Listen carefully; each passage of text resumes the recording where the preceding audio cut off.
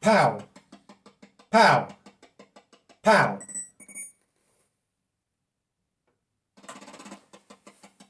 Pow!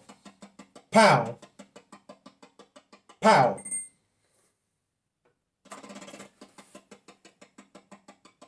Pow! Pow! Pow! TV Pow was the first interactive show based around video games. It was developed by a TV producer from Florida named Marvin Kempner. Contestants called in to play games broadcast live by their cable company, shouting "Pow" into the phone to control the game and win prizes. According to Marvin's autobiography, he didn't come up with the core idea for the show. It was pitched to him as a half-hour program by two unnamed people in the spring of 1977. But Marvin saw greater potential in recasting the program as an insert within a larger show. The original version of TV Pow was based around the Channel F console that Fairchild launched in 1976. Marvin approached Fairchild in the fall of 1977, and the idea was developed through late 1977 and into the spring of 1978. Fairchild did all the development work to adapt both the Channel F consoles and games, and then supplied both the hardware and software to Kempner as a complete package.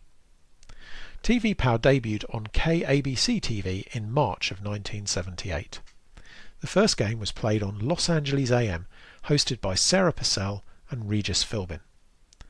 Amazingly, that first game of Shooting Gallery on the Channel F was recorded and can be seen on YouTube. I've put together a short clip of it here. There are a couple of things you might want to watch out for. Firstly, notice how Sarah and Regis are excited and sceptical that the game will work. As Marvin recalls, there were a couple of false starts on previous days because of technical teething problems. And secondly, Sarah uses a stopwatch to time the game. Fairchild hadn't added a timer to Shooting Gallery at this point. Right. We've had everybody calling in to test this thing, and they swear that it works. That it works, for sure. I'm getting nervous myself, just Three fooling people around. came into the makeup room this morning saying, "It works! It works!" So we're going to find The producer, who out. knows better, Patioka, says, they say it works. They meaning the engineers. Okay. The dreaded engineers. Now, we're going to play this game right now. Now, let me see. You're going to play it, right, Sarah?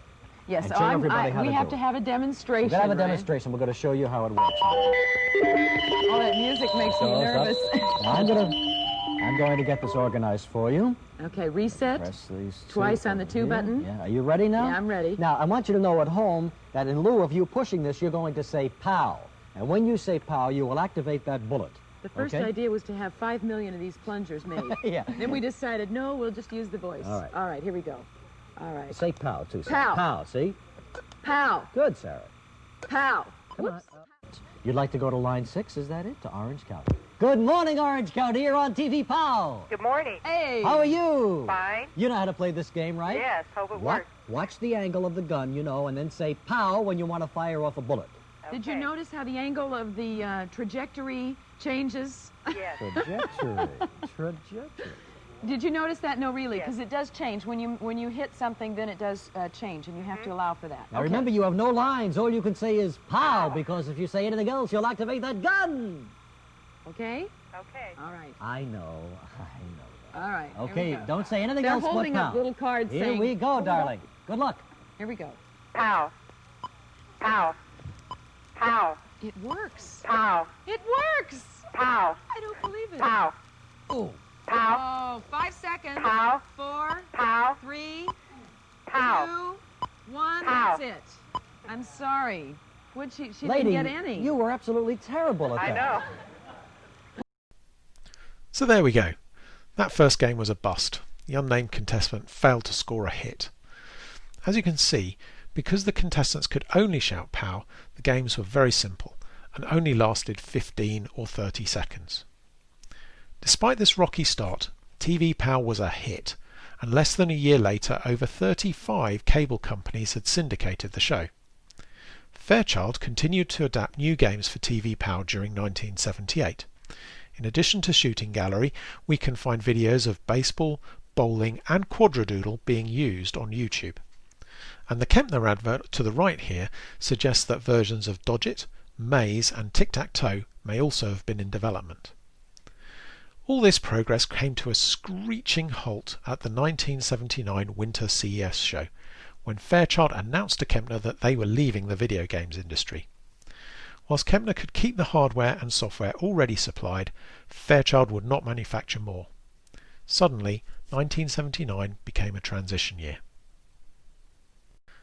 At the same show that Fairchild dropped their bombshell on Kempner, Mattel launched the Intellivision to the public. Marvin saw the Intellivision on the Mattel stand and was blown away by it. After the show, he pitched TV Pow to Mattel and a deal was struck. Like Fairchild, Mattel would supply Kempner with consoles and adapted software for TV Pow. In turn, Mattel then subcontracted development of the TV Pow titles to APH. Over the next 5 years, more than 15 games were slated for TV Pow use. We can see 5 of these in TV Pow recordings on YouTube. These include examples of never-released versions of Las Vegas Slots, Soccer, and single-player sharp-shot style Space Battle. Here's a short montage of these games. Quarterback to throw the ball. Okay. All right, let's try it. Go ahead, Vito. Pow. Good job. Oh, but you missed. Okay, try again there. Come on, Gooby. Pow. Ooh, just almost. Try it again. You got 21 seconds left. Pow. That's the way to start. Yes, get those big ones too. They count just as much now. Yes, great there. Ooh, good. Get that one. Oh, yes, there you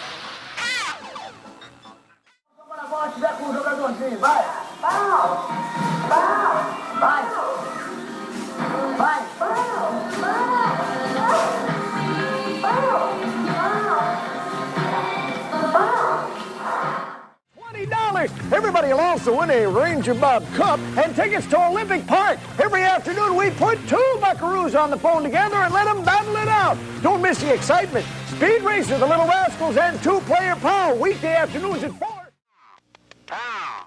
Pow. Pow. Pow. Pow. Oh, close. Do it one more time. Pow. Pow. Pow. You got $20? The switch to Intellivision worked well, and TV Pow continued to grow. At its peak, it had over 100 syndicates. The show was sold internationally, and it was broadcast in Australia, Brazil, Italy, the Philippines, and the UK. TV Pow went on to outlast both Fairchild and Mattel's interest in the games industry. It was successful through the mid-1980s, but faded in the NES Master System era when Nintendo and Sega didn't pick up the format. The program continued to use Intellivision while it was shown in Brazil in the late 1980s. It really does seem that South America is where everything Intellivision goes to die. So how did TV Pow work?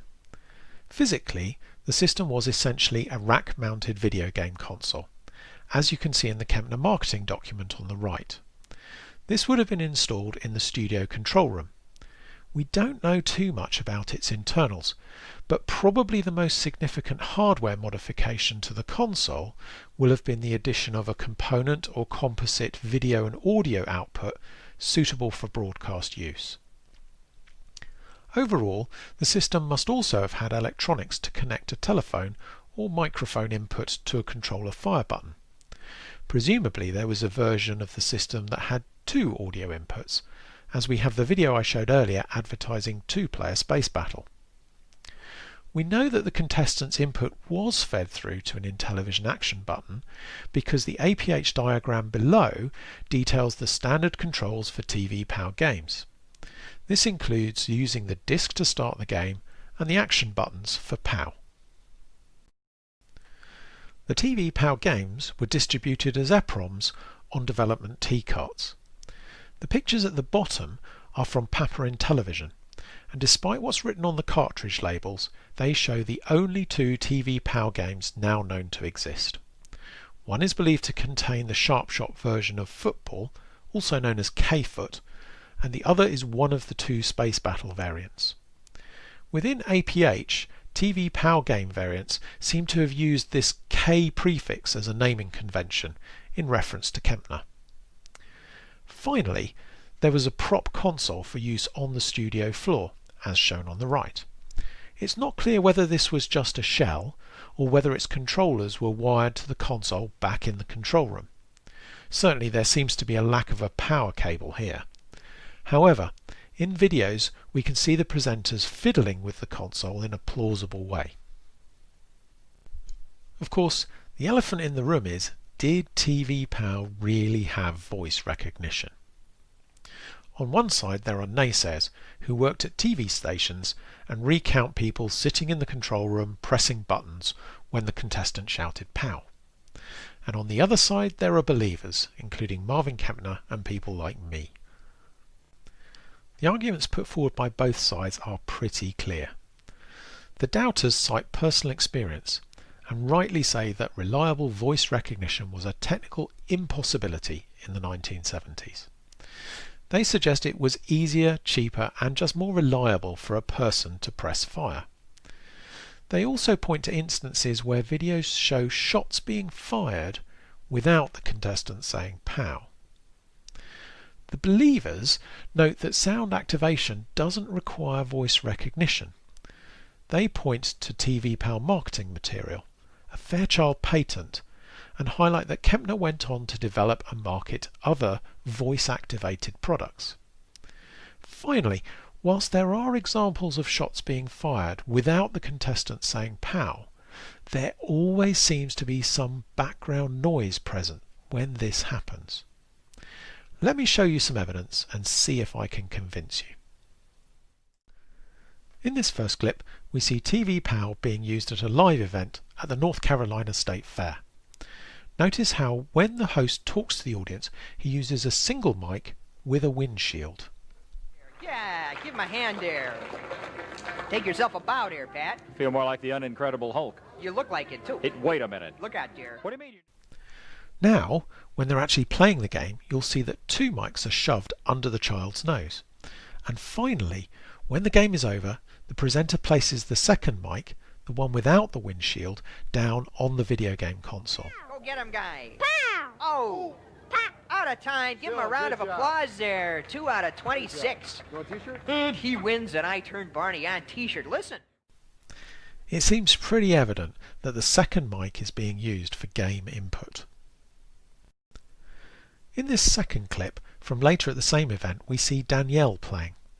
Initially, her pows are clear and the game responds really well, as you can see in the monitor behind her. Pow! Yes. Pow! Oh, a near miss. Pow!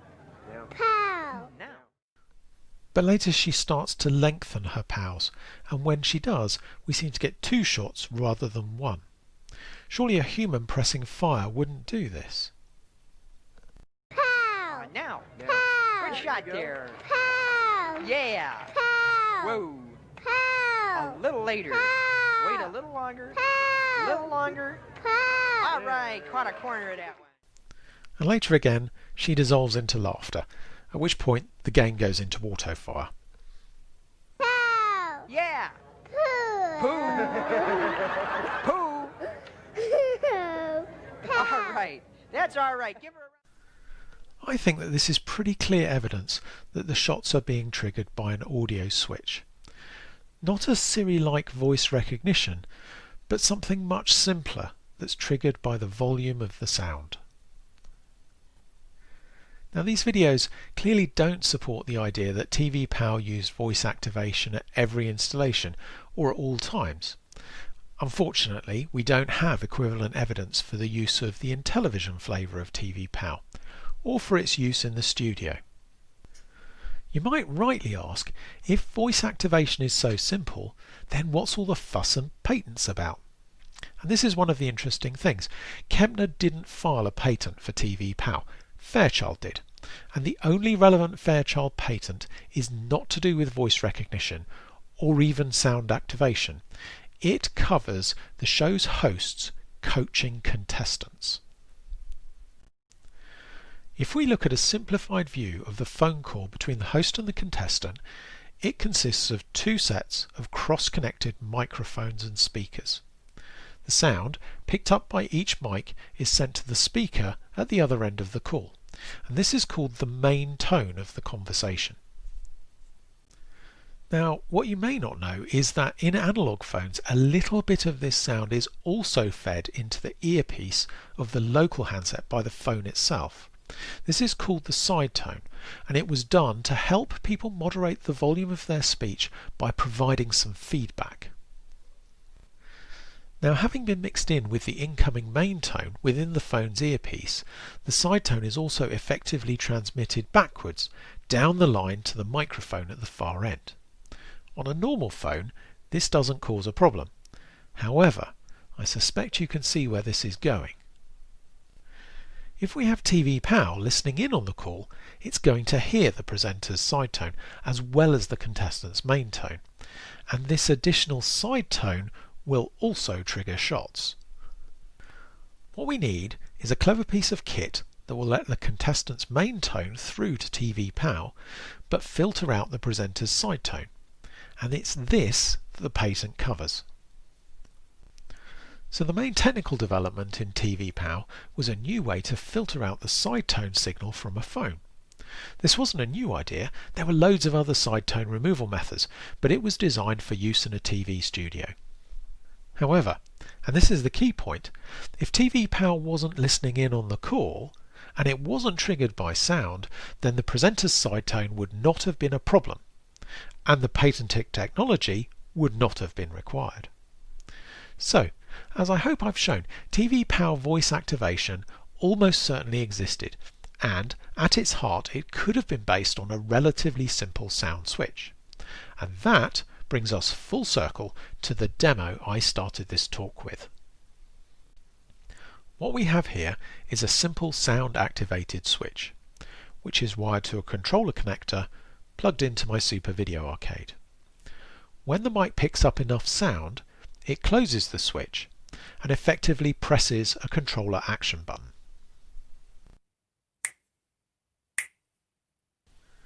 Because this circuit is just hooked up to a regular controller connector, it will work perfectly well with the Intellivision 2 or an Intellivision 1 with an ECS.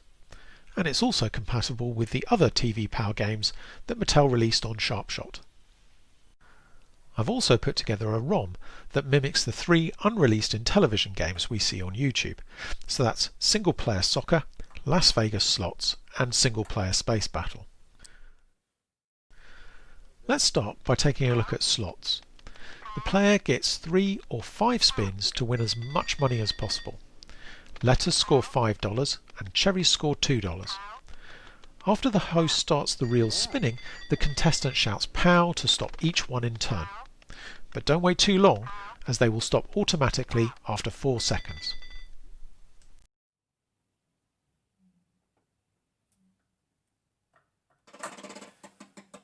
Pow, pow, pow. Pow, pow, pow. Pow, pow, pow. The single-player version of K-Space is interesting because it's a hybrid of other versions. It has some of the large wheeling ships from the original Space Battle and includes a new Battlestar design. It's not clear to me why you would be shooting at a Battlestar rather than Cylons, but what do I know? The ships follow one of 8 fixed movement patterns like the game in Sharpshot, but there are only ever 3 Cylons on screen at any one time, like the original Space Battle. This is probably linked to the use of the large 2-sprite spaceship graphics. Unlike the other Space Battle variants, it's not possible to kill more than one enemy ship with a single shot. This is perhaps the biggest disappointment in the game, as chaining explosions to kill multiple Cylons is one of the most satisfying aspects of other versions.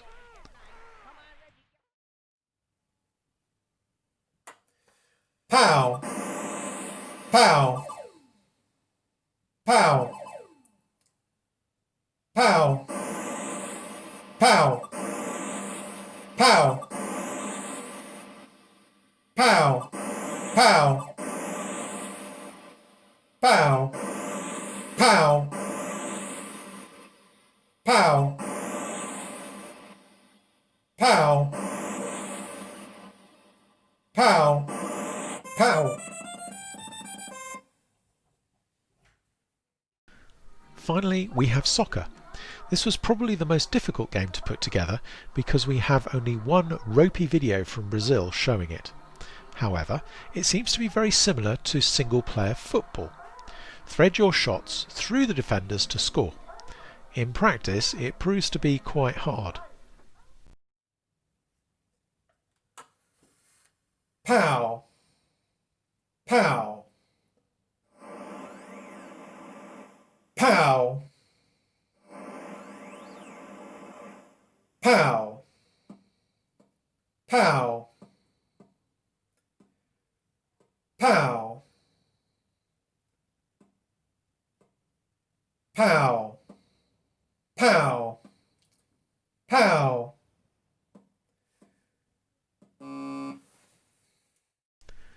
Anyway, back to the hardware.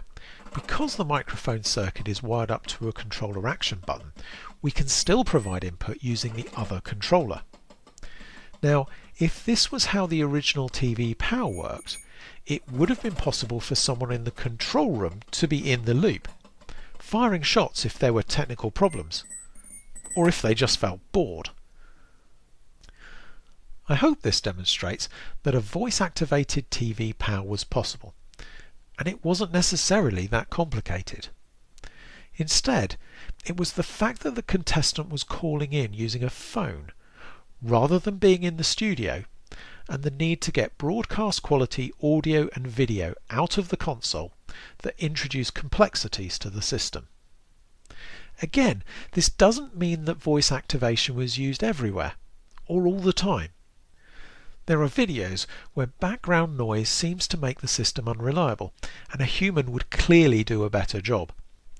But, given how TV Pow seems to have been implemented, perhaps both the doubters and the believers were correct, at one time or another.